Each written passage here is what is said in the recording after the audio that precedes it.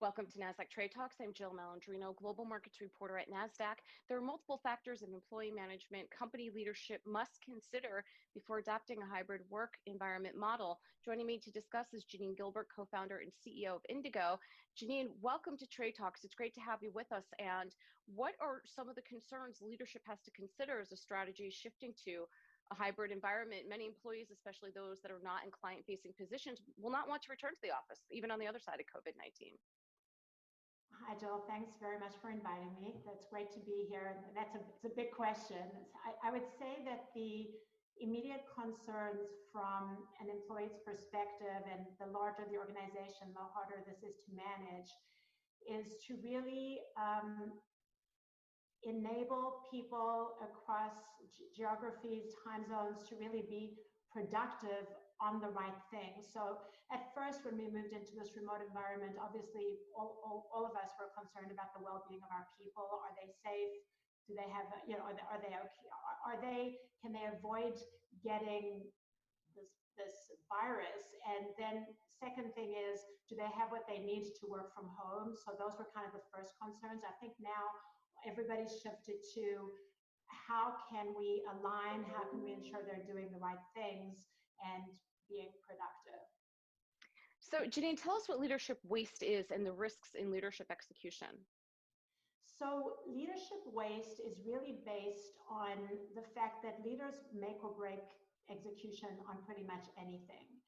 And consistent research shows that leaders, and when I say leaders, I'm talking about in a large organization, the top 20 to 30% of an organization. So everyone from the youngest manager all the way up to the executive team. And research shows that the average waste is 41% from these people focusing on the wrong things, or rather not focusing, just doing the wrong things, which generates an enormous amount of waste, not just the direct cost, which is monumental. I think it's over $320 billion every single year, just for Fortune 500 companies.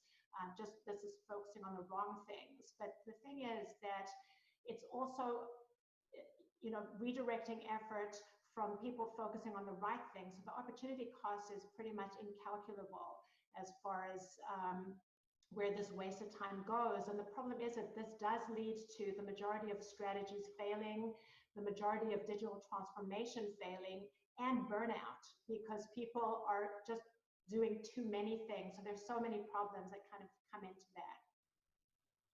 So what do leaders have to do to succeed in a radically different world?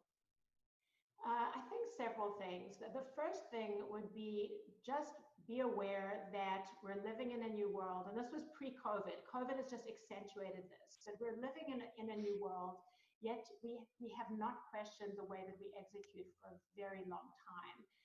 And in order to really succeed in this world, we need to focus. We need transparency, alignment, accountability, but above all, just being in agreement on what are the right things.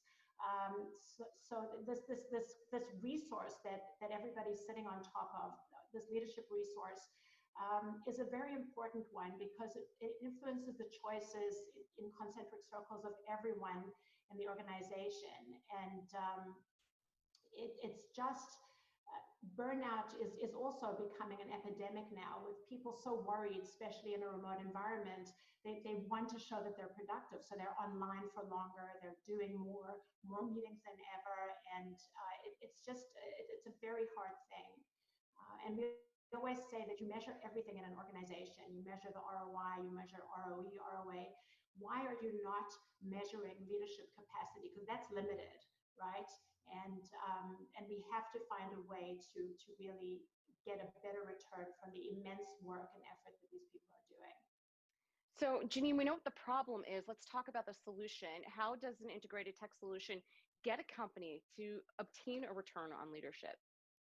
So the great thing with technology today and AI today is, for the first time ever, we can actually at scale really make it easy for people to align and focus on the right things. So we believe there are four fundamental components. The first one is strategic clarity. Let's be clear on what the 20% of things are that are going to drive 80% of the value, because we all know the 80-20 rule, and that applies to everything, including leadership execution. So if we can just understand that everything is not equally important all the time and clearly identify for this quarter, this month, what are the 20% of strategies that are going to generate 80% of the value, then align around those, both business units and individuals. And then just ensure that we know what to say no to, because if we know what to say yes to, we should be able to know what to say no to. So it's kind of a, it's an agreement on a new way of working. And if we can do that, not only can we decrease stress levels and burnout, but we can really achieve things that we can't achieve when people are trying to do too much. And I would say there's one more thing, and that's a connection to purpose and something bigger than us. Today, more than ever, people are looking for meaning. Everyone questioned everything when we suddenly found ourselves in a new world. We realized what was important, what wasn't important, what we really needed, and what we wanted in our lives. And connection to purpose has become a big thing. And for the enterprise, moving from closer to stakeholder engagement versus shareholder engagement. And connection to purpose, people working hard and knowing that their hard work is actually doing something meaningful and making a difference is very important to people, and even more so these days. Okay, Janeen, appreciate the insight. Thanks for joining us on Trade Talks. Thanks. Have a great day. And thanks for joining me. I'm Jill Malandrino, Global Markets Reporter at Nasdaq.